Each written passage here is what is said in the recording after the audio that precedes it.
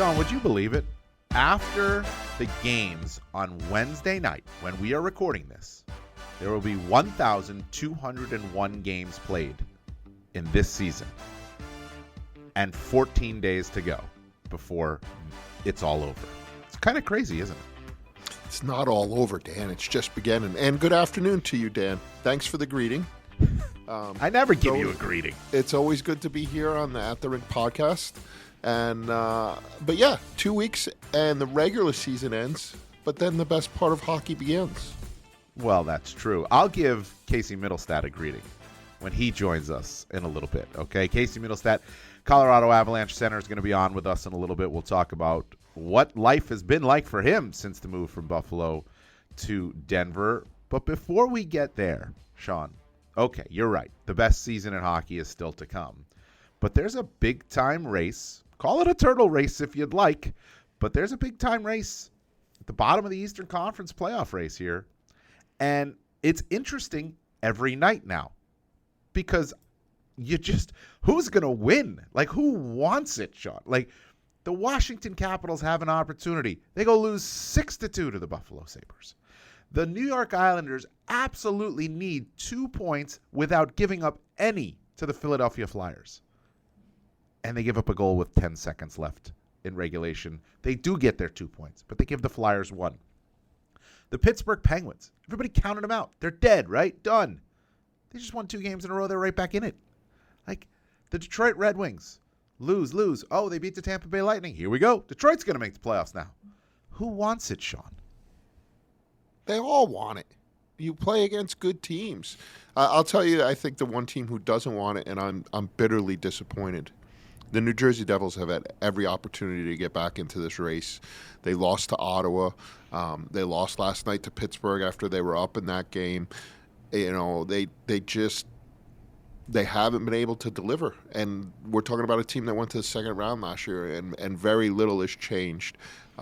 Just totally disappointing, but it has opened the door for other teams. And I can't believe, and I'm so happy that we're talking about Pittsburgh being back in the race. That's where Sidney Crosby belongs, is in a playoff race. Wow, and he's doing whatever he can to will them into that spot. I mean, what a season Sidney Crosby has had. It's actually quite remarkable. As the guys around him, Letang and Malkin in particular, and maybe Carlson as well, show their age a little bit, Sidney Crosby just doesn't show his age at all. But yes, okay, so the Penguins are back in it, Sean. But there's a team that's been in it all season long, and it's the Philadelphia Flyers. And right now it looks like the Flyers are running out of steam, right? I mean, in their last 10 games, they've got 2 wins. Yes, they managed that point against the Islanders, but you figure, you got to go get 2, right? And the hockey world is talking about their coach, John Tortorella, and things he says. We got a clip. Let's play the clip of John Tortorella earlier today, Wednesday, because I think it really describes everything that he is about and what he thinks about his team. This comes down to, right? It always comes down, they're going to quit on him. It follows me around. And so be it. If a player's going to quit on me, or players are going to quit on me because I'm trying to make them better people and better athletes, you got the wrong damn coach here, and you got the wrong damn people here. So I'm not sure what goes on. My job is I am going to push athletes. And I try to stay away from I have other things on my mind that I don't give you. I was in control the other night. What I said I meant. And quite honestly, when I watch the tape now, I'm more concerned than just the second period. Because I'm so proud of the team getting here. And I guess now the narrative out there is, because I've heard from other people, that they're young, they're not supposed to be here. Bullshit. We're here. We're here. Face it. And let's be better. And I don't think we're ready to be better. And that's my problem with us right now. And it is my job. I have not done a good enough job to get them over the hump after playing those 7 games. And then each game as it goes down, we have 6 left. I haven't done a good enough job to make them understand we have to be different now. We have to be at a different level. That's my frustration with me, and that's my frustration with the team. And if people can't handle it, so be it. All right, so that's Tortorella. That was Wednesday, the day we're recording this. The Flyers are 0-3-2 in their last 5 games. They're 2-5-3 in their last 10 games. But you listen to that, Sean, and I agree with every single point he makes. Now, there's John Tortorella postgame, which some people look at and say, why did he say that? His losing the room, like he said in that statement. But then there's John Tortorella with perspective and time on an off day to really deliver exactly the way he feels. I've never been around a coach as emotional as this guy is after a game, especially after a loss. But the next day, he really provides that perspective. And basically, I think what he's telling you here is, yeah, we're here. This isn't a developmental league. We're supposed to win. We've had an opportunity all season long. Let's not blow it now because we weren't supposed to be here to begin with. That wasn't the expectation. Like, if they miss the playoffs in the end, and history's going to look at it 10 years from now, and you're going to be like, well, yeah, they weren't supposed to get in. If they miss the playoffs, you're going to look at it and be like, man, what a missed opportunity. And I think that's what he's talking about here. Well, I think it is too, but they're not good enough. But they haven't been good enough all year. Of course, but as the sample size gets bigger, right? They trade one of their defensemen at the trade deadline. They weaken themselves. Their goaltending has been a hodgepodge all year since Carter Hart left. And look, you could say what you want about the coach, but he brings some of this on himself. He benched their captain, and he never explained himself. That was a misstep. That was a mistake. And he does that to himself. He inflicts these knife wounds on himself, and then he says, he comes back and he says, eloquent as he was today, and I agree 100%. Like, we may not think they're good enough, but in that room they should think they're good enough, and that's his job, is to convince them that they're good enough. And you look at all the young players on that roster and the important roles they're playing, because their veterans aren't playing really important roles. It's the young kids that have stepped up and that are going to need to make this happen, and they don't know. So it is John Tortorella's job to convince them, but he needs to stay out of the way at times. That's his problem. He can't stay out of the way. And his emotions will sometimes play a role in this. And I don't want to say get the better of him, but his emotions will turn the story and change the narrative. Sometimes for the good, but to protect players. But sometimes it doesn't. And look, I'll agree with you. Like, they're not good enough to be in the position they're in right now, but they're in the position they're in right now. So he's right. Go get it, right? Go take it. Hard to do. You get experience. And I think what happens here, Sean, I don't think they get in, okay? I think they will drop. It's a crapshoot at this point. But, when you consider the fact that they don't have a lot of games remaining here. They've got 6 games left. Washington's got 8. Detroit has 7. The Islanders have 7. The Penguins have 7. Those games, the way they're playing right now, I think the Flyers will continue to drop. And at the end of the day, when, again, perspective comes into play, they will look at this season and go, well, that was really big for our group. They experienced something. They went through this. They're hardened. They're better for this. But when you're in the middle of it and you're fading, it's almost impossible to think that way. Yeah, and I was on the radio earlier this week in Toronto, and this is how I compared it. They're on Heartbreak Hill right now, and they were the pace setter. Yeah, they went out and they set the pace, and now the marathoners are coming. The teams that have won the Stanley Cup, the Capitals, the Penguins, they're coming. They know how to run up that hill. They've saved themselves for it, and here's a Philadelphia team that's exerted everything they've had to get to the final 2 miles. And now they're going to go up that damn hill, and there's nothing left. There's nothing left in their legs. And you could say all you want. Oh, you led for 24 miles. All you had to do was finish it. What if there's nothing left?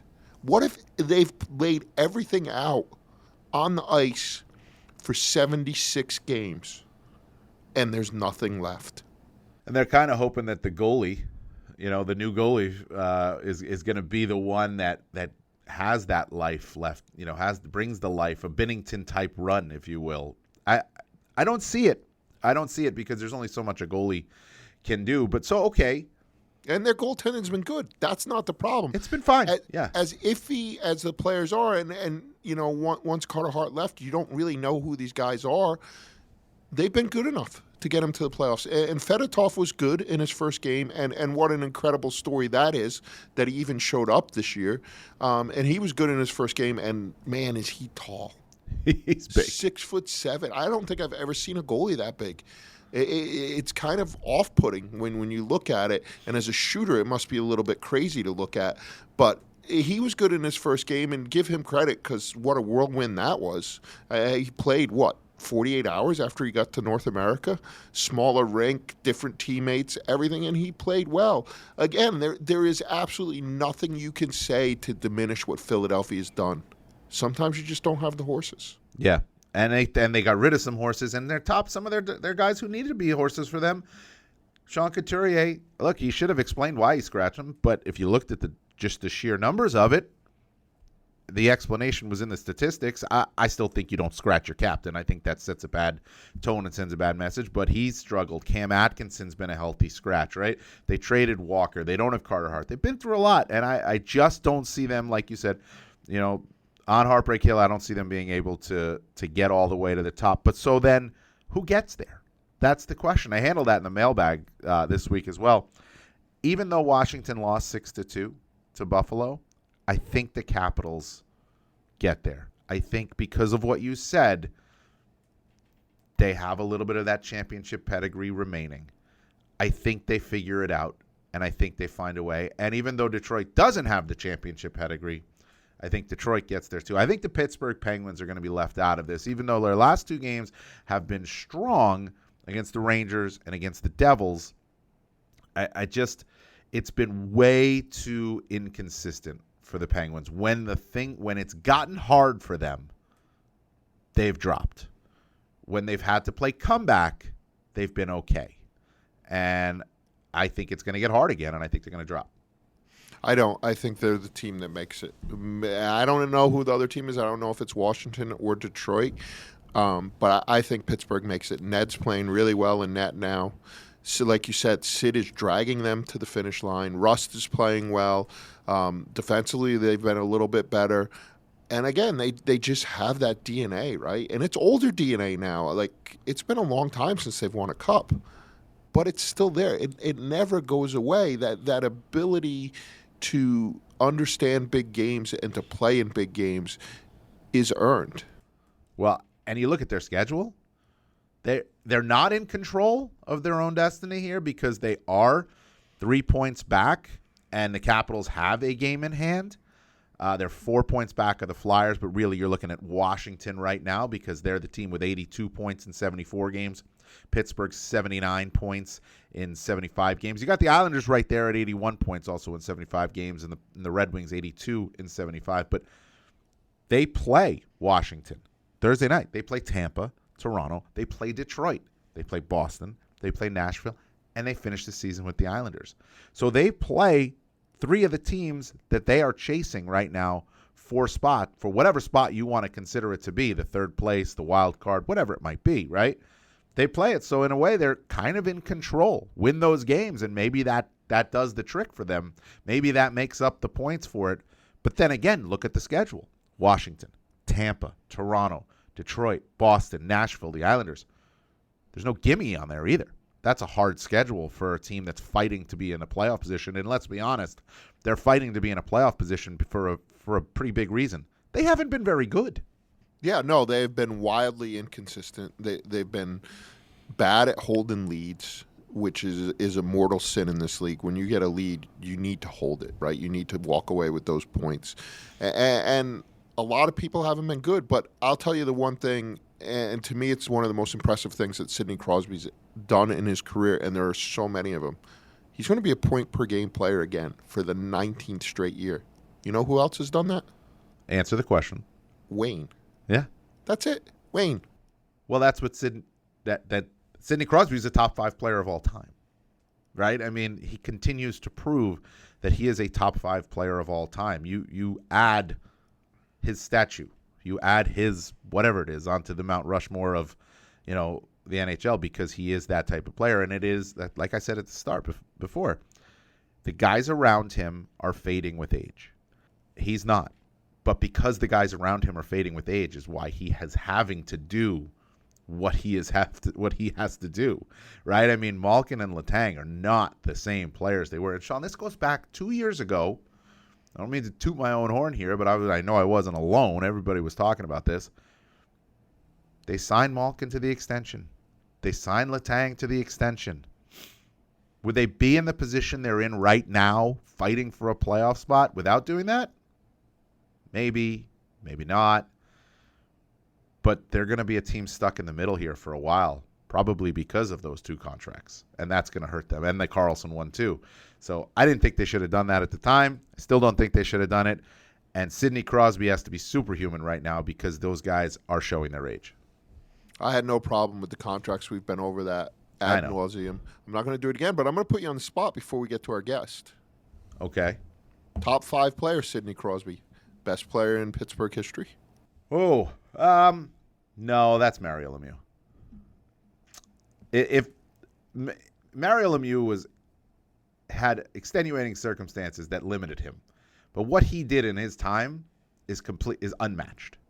Okay, what he did in his time with the Penguins and his time in the NHL is probably unmatched by anybody. But I can't say Sidney Crosby is a better Penguin than Mario Lemieux. He's really close. He's done it for longer.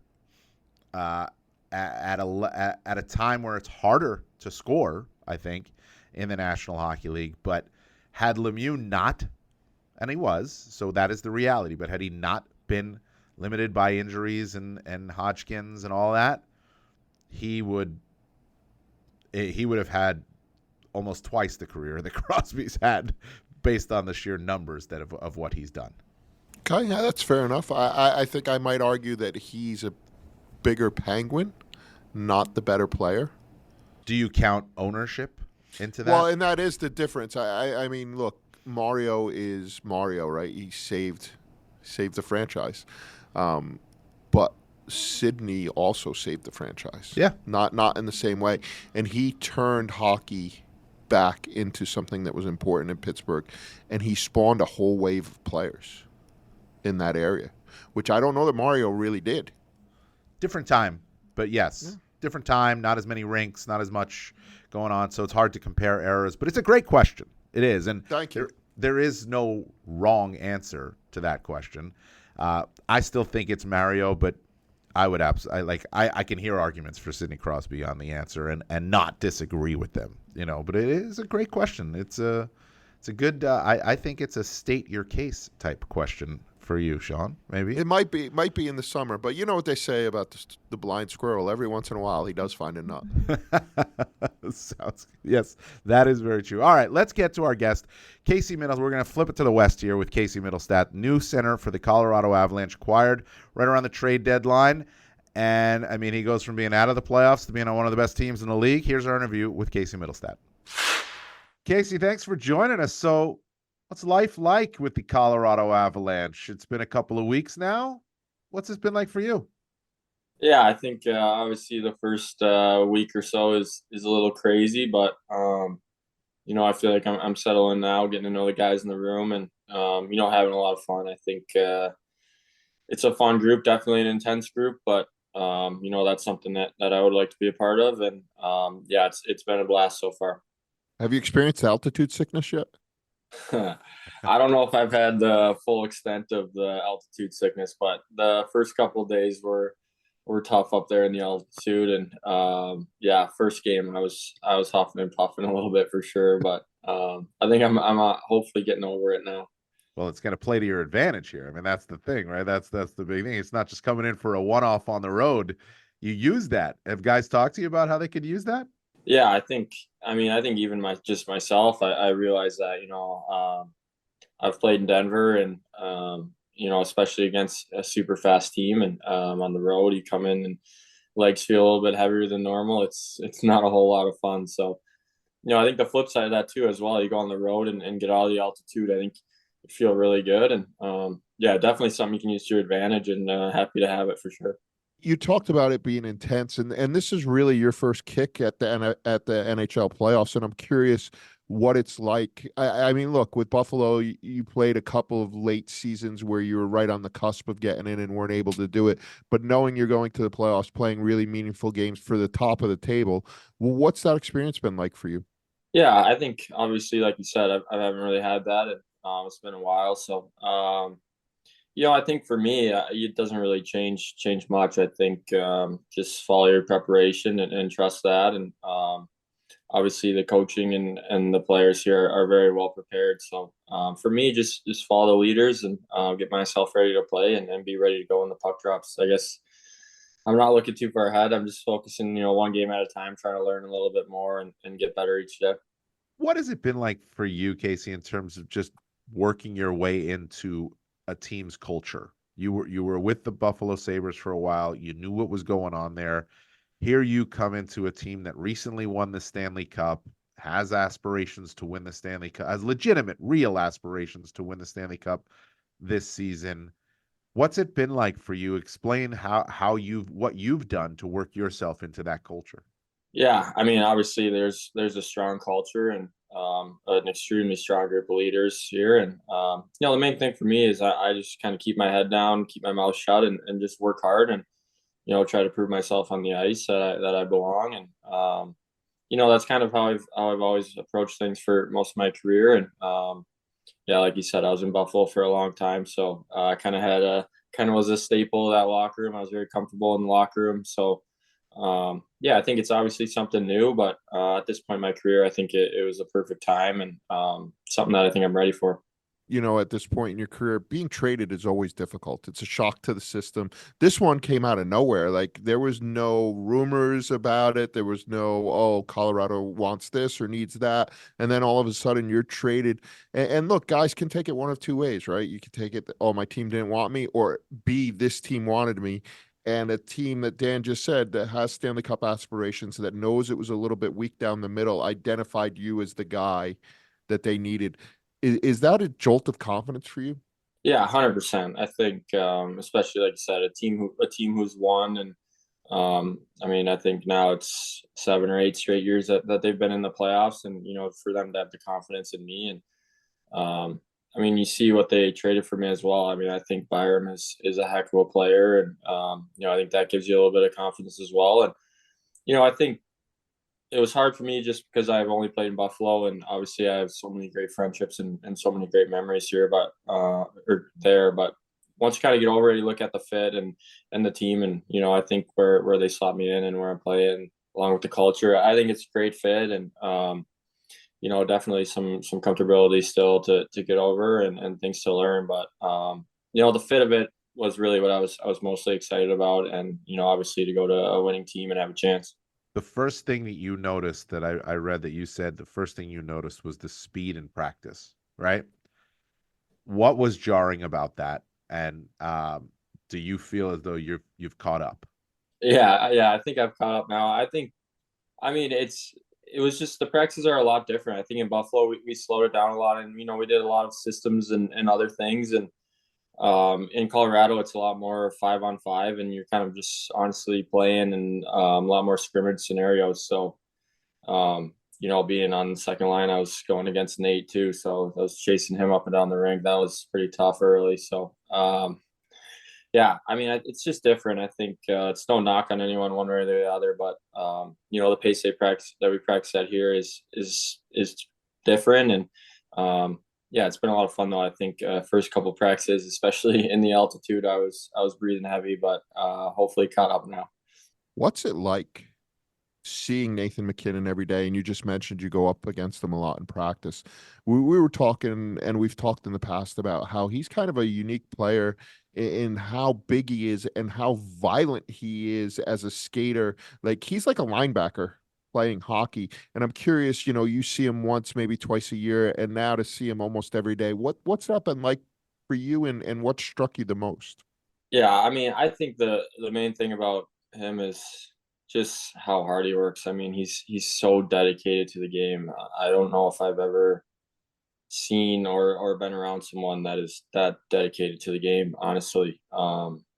I think that's the first thing that sticks out. And obviously, I think with his preparation and obviously some God given talent, I mean, like you said, the way he can skate and the speed, I mean, he can get out of the blocks and go from 0 to 100 so quickly. And, he makes good players look slow, honestly. So I think that's the main thing that stands out. But, I think in the position I am, I a lot of times I'm just watching him and trying to learn from him and, yeah, try to take things from him and try to implement them in my game. And, obviously there's probably a few things he can do that I probably will never be able to do. But, yeah, it's been fun and it's been hard in practice for sure. But I think it's going to make me a better player in the long run as well. With due respect to the guys you played with in Buffalo, you also never came over the boards after a guy like Nate takes a shift. And I'm curious for you, what has that done to know that he's just done what he's going to do and the team has had to deal with that and a new group is coming over, but you come over after him. What's the impact of that?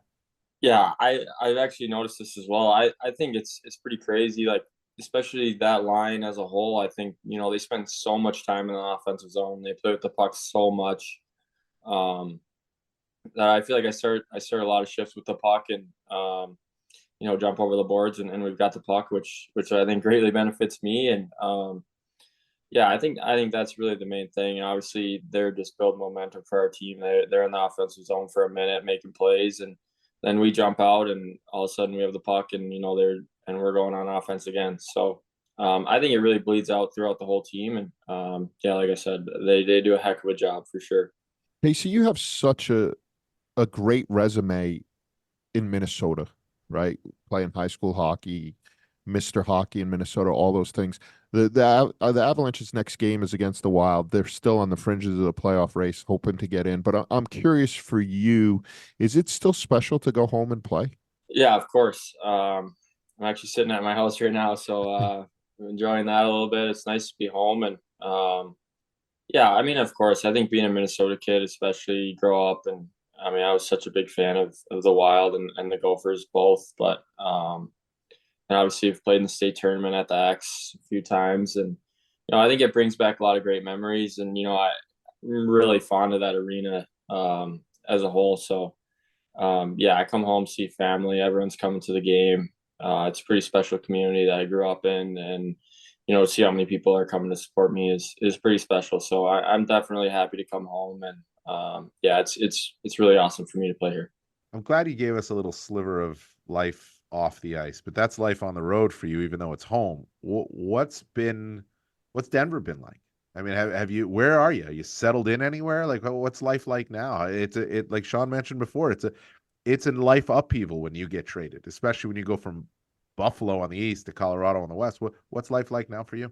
Yeah, to be honest, I don't really know where I am. I'm just kind of rolling with it. I got a place now, I got an apartment, so got settled in, and I think that's the first main thing, and just trying to figure out where to go at the rink and things like that. So I've got that stuff figured out now, and I think I mean, those are the first things to check off the list, right? And then start to figure out where I am and my surroundings, places I like to eat, things like that. Shortly here, hopefully. Well, Casey, I did all 4 rounds of the playoffs 2 years ago in the Stanley Cup final with Colorado. So if you ever need any recommendations, I got you covered. But I will tell you one thing, it's a great walking city. Like, especially once you get used to the altitude. The first couple of days for me were really hard because of the altitude. But once you do that, like it's such an active city. I'm sure you've already noticed. Like everybody's biking, everybody's walking, hiking, whatever it is. Are you a big outdoor guy like that?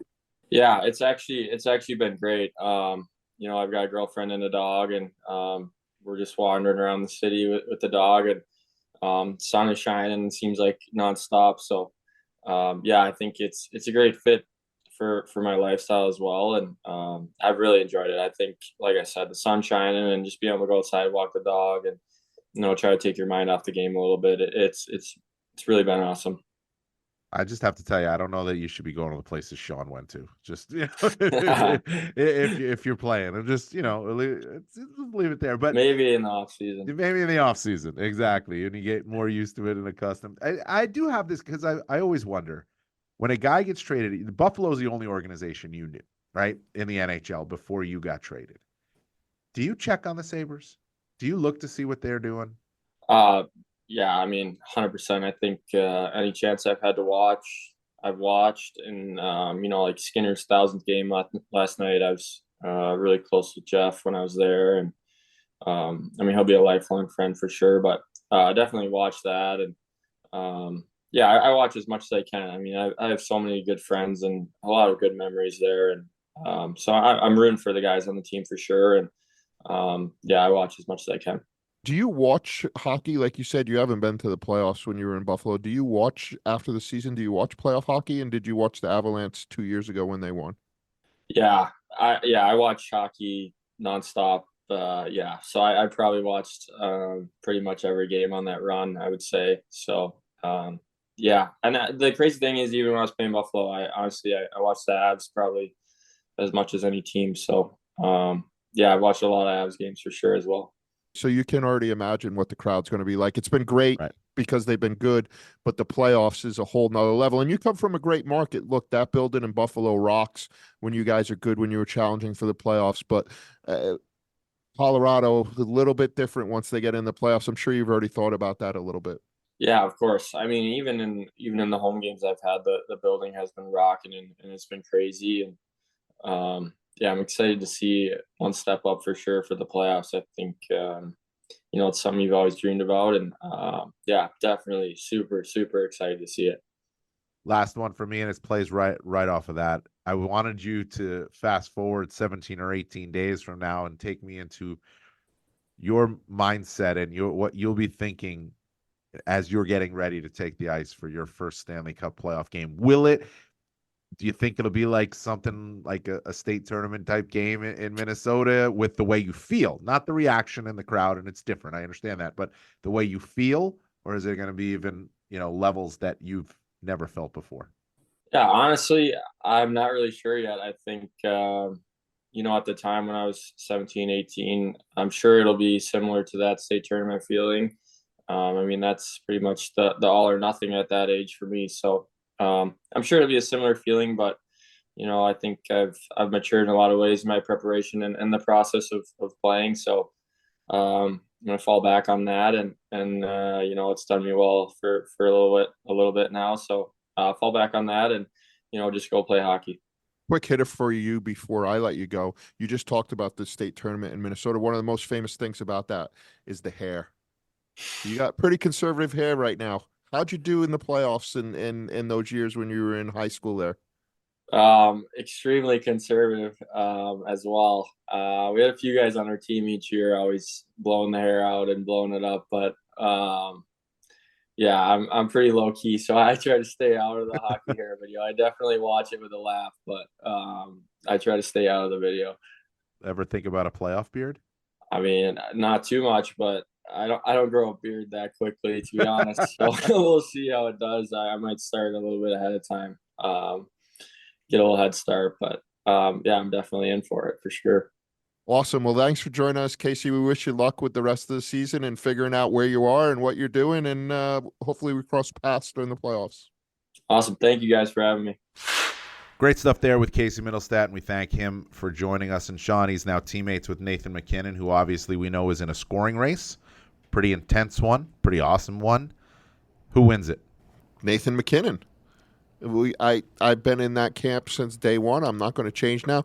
We have a Art Ross trophy tracker that's on the site every day that kind of updates what each guy does, and it is amazing because Nathan MacKinnon didn't score. He had his home point streak snapped at 36 games, I want to say, from the start of the season, and then the next night he goes out and he scores 4 points. Right, so you're still averaging 2 points a night, but then he didn't score in his last game. He's allowed those other players to catch up. Connor McDavid's been ridiculous. Since January 29th, he has 15 more points than either of those guys. He's erased a huge deficit. Yeah. He's like that horse that's coming from the back, and you just watch him picking up speed, and you look at all the horses in the front, and you're like, they're not going to make it.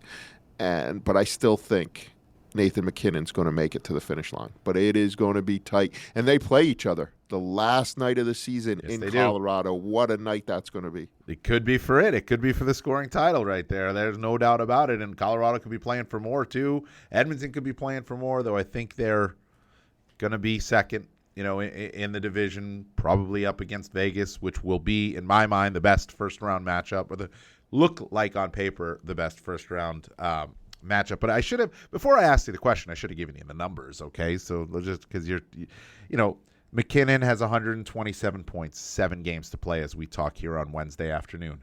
Kucherov, 127 points, 8 games to play. Connor McDavid, 126 points, 9 games to play. Connor McDavid wins the scoring race. He does it because he has more time, and that's the only reason. But Art Ross does not equal Hart Trophy.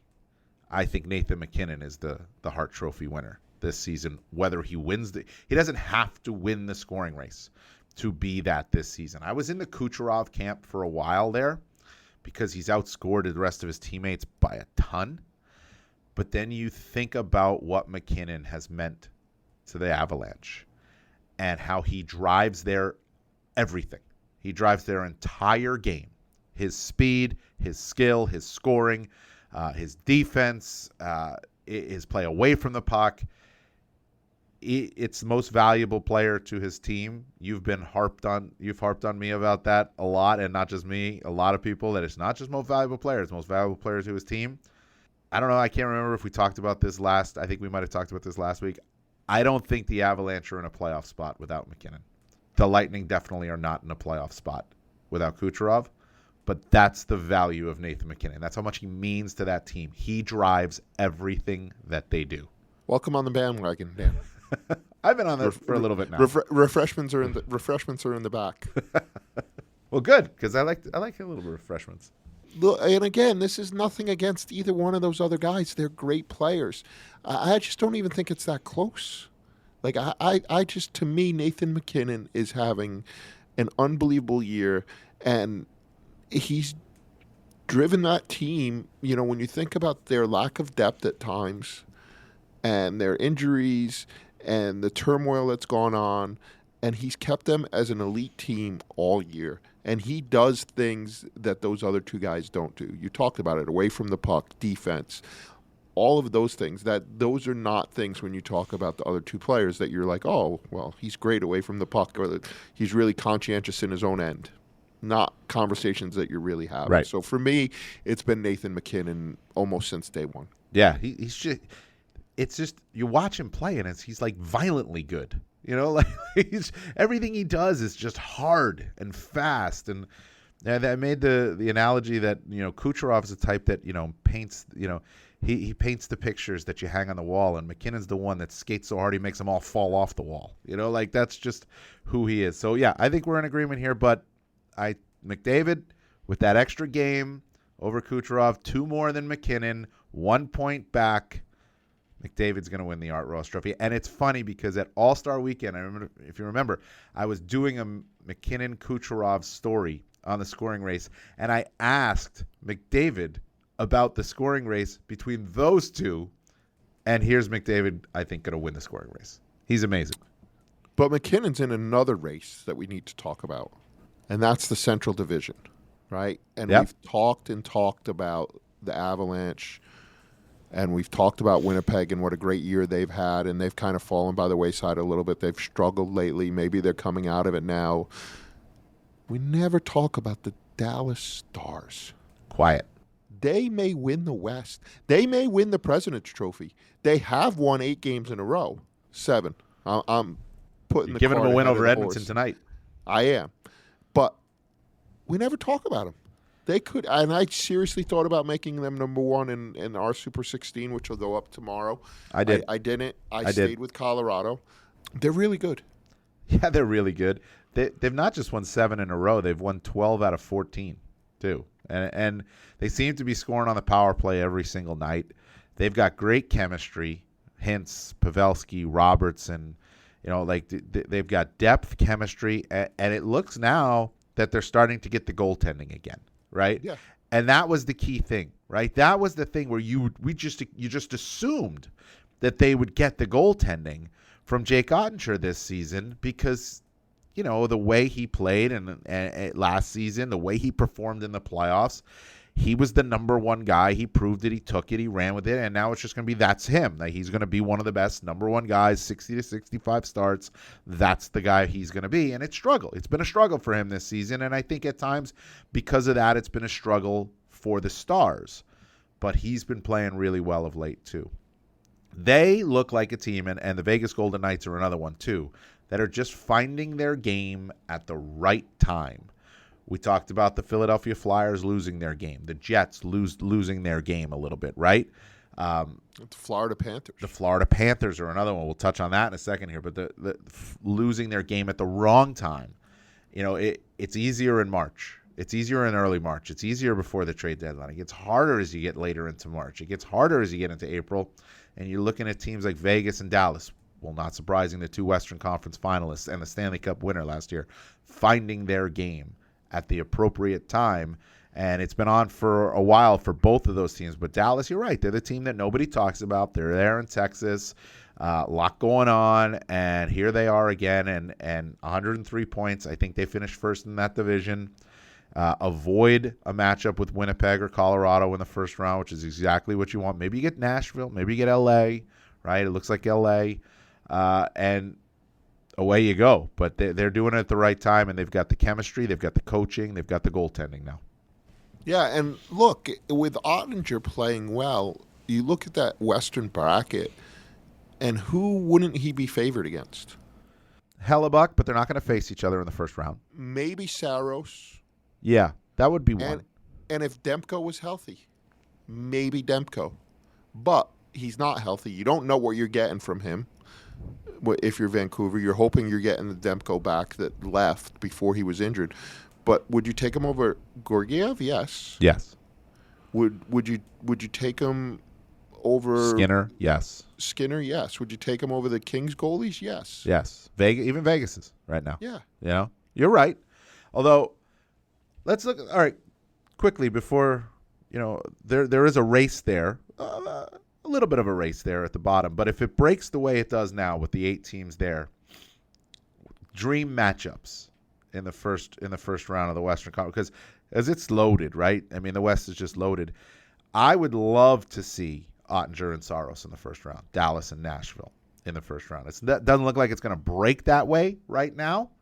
That looks like Dallas, L.A., but I would love to see that Central Division matchup, Dallas, Nashville, Colorado, Winnipeg, like the divisions hold, Vancouver, L.A., and Edmonton, Vegas. I think that would be a lot of fun in the West that the divisions hold for the 4. I don't think it's going to happen, but that would be I jumped on the Nashville bandwagon. I'm on the caboose. You're driving the train, but I've been on it for a little bit now, and that's a team that it's scared. Of the wild card teams, they scare me the most of all 4 potential wild card teams. I think it would be a heck of a series between Dallas and Nashville. It would be a lot of fun. Great goaltending. You know what would be really great about it? Is the travel. Because right now, if the season were to end today, there's a good chance I would be doing Nashville. Yeah, you kind of handed yourself that one, didn't you? They're playing. No, this is a Bill Price production. This has nothing to do with the Sean Rourke production. I mean, if I were in your position, I would have handed myself Nashville. I go where I'm told, says Sure. the guy who covered Vegas Winnipeg last year in the first round. Hey, hey. With the 4-hour layover in Minneapolis and the snow in Winnipeg upon landing, it's an 8.5-hour flight from Vancouver to Nashville. No directs. Yeah, it's a long travel. And you lose 2 hours, so it's a 10-hour flight. Yeah, that's a rough go. The travel would be better. I think the series would be great, but it looks like it's going to be L.A. unless the St. Louis Blues can do it. Upset the apple cart? Yeah. Now, our Super 16 this week, it's sort of like we're writing about expectations and where we have expectations met reality, right? The Blues, 100% expect for me, and I'm writing about them, the expectations I had for them before the season to where they are right now, exactly where I thought they'd be. Not in a playoff position, not too far behind, still in the race, scratching and clawing a little bit, but a long shot. And they are a long shot. They're 3 points back of the Kings, who have a game in hand. And the Kings also have a much easier schedule. But wouldn't it be something if the St. Louis Blues came all the way back and upset everything. I don't see it happening, but that would be maybe not McDavid-esque in the scoring race, but, close. Yeah, and then I would put Binnington with the way he's playing right now into that conversation that we just had, because he's playing like Stanley Cup champion Binnington, not like the guy who had the Stanley Cup hangover and hasn't really been able to shake it. Yeah, he's been really good. They've been much better. I think it's too little too late, to be honest with you, with the Blues. But they've made it at least interesting, right? I mean, the East race is very interesting, even if it's a turtle race at the bottom there. But at least the Blues, and to some extent the Wild, have made it somewhat interesting in the Western Conference race. Now, I don't see, I don't see the Blues or the Wild, or for that matter, the Kings, being able to win around. I do think Nashville can, and any of the other teams can. Winnipeg's scaring me right now because of the way they're playing. They've been off their game for a little bit, and you do wonder if they can find it, or did they just overachieve from who they were, from what we thought they were going to be, right? But I don't see any of the teams at the bottom of the East race having a chance to win around either. But it would at least the Blues have given it some life. Yeah, and that's all you can ask for in the final 2 weeks. You don't want everything decided and, just be playing for seedings or whatever. Like, that's not what these 2 weeks are about. It's about, almost every night turning on the TV and finding a game that you're like, this has a huge impact. Right. Well, let's flip it back to the East again, because you brought up the Florida Panthers before, and it's and for good reason, right? So I remember when the Florida Panthers were in New York. This was, I can't remember. I think it was, trying to remember. I think it was March. Maybe they played in the Rangers a couple times in March. Yeah, it was a couple weeks ago. And I asked Paul Maurice this question. I said, now they were dealing with some injuries. Barkov was out. Ekblad was out. And I said, things seem to be going so well for you guys. Is your only problem that it's March? Is that the only problem that, and he kind of laughed it off, and other people kind of laughed it off around, but yeah, I think he knew what I was getting at, and he knows, we've had Paul Maurice on, he's been around, he knows what he's talking about, and since then, it's been a struggle, right? It's been a real struggle for the Florida Panthers. They're not just losing games, the Panthers, they're losing games, by wider margins. They're giving up a lot of goals. If they're not giving up a lot of goals, they're not scoring a lot of goals. They're losing. They recently lost to Toronto. They've lost to Boston. So they're losing to good teams. They lost to Nashville, Tampa. They're struggling against some of the better teams, and they should be one of the better teams. Is there a reason for concern in your mind with the Florida Panthers? Yeah, there is a reason for concern, because more than any of these teams, they're a culture team. Right. They're a competence team. They're a culture team. The way that they're playing reflects who they are in that moment. And to only win, we just talked about the Flyers, and they've only won 2 out of their last 2 games. So is Florida, right? And to me, that's startling. And look, Ekblad's hurt again. They're not 100% healthy. I think they can flip the switch a little bit. The way they play is really hard. Right, it's really hard, and again, I think you see the finish line, and you're going to finish, and you're not going to win the whole race, so you kind of coast a little bit, and that's human nature, and that I think that happens to every athlete at some point. But they've all shown that it's really hard to flip the switch. Right, last year Florida went in playing at a really high level because they had to. They were fighting to survive every day. And by the grace of God and the Chicago Blackhawks, they got in, and then they were able to do what they needed to do. But it's really hard to flip a switch. So I put a lot of stock into the way that teams are playing going into the playoffs. And, if you believe in the Florida Panthers, you really want to see them pull this back together at some point. It's also hard I would imagine it's very hard to convince players or a team to say where we finish in the standings makes a big difference, right? So whether it's first or second, let's avoid this matchup. Much harder than saying, guys, you got to win to get in. Win to get in is do or die. Finding a way to get a point against the Montreal Canadiens, which they couldn't do, so they can stay in a race for first place, not as enticing. You know, guys are going to be like, I'm preparing for the playoffs, right? And we don't get to pick our opponent, and that's a little bit with what Florida's dealing with right now. Last year, like you said, they were fighting, they were scratching, they had to get in. They needed luck to get in, and they got it. This year, they've been in for a long time, and I think it's hard. It's harder to convince guys to say, "Hey, let's try to catch Boston for first place." You may want to do it, but it's a lot harder to go out and do that when you know you've already got that X next to your name in the standings. I think that's true, but I do, and we've seen that home ice advantage is not nearly as important as it once was. I think it is in Florida. You know, I think that gives them a unique advantage in the playoffs, and they are flirting with not having it. Right? Yeah. Toronto's only 4 points behind with 2 games in hand. So they win those 2 games, and you're both with 6 games left, and you're in a virtual tie. Things get a little tricky at that point.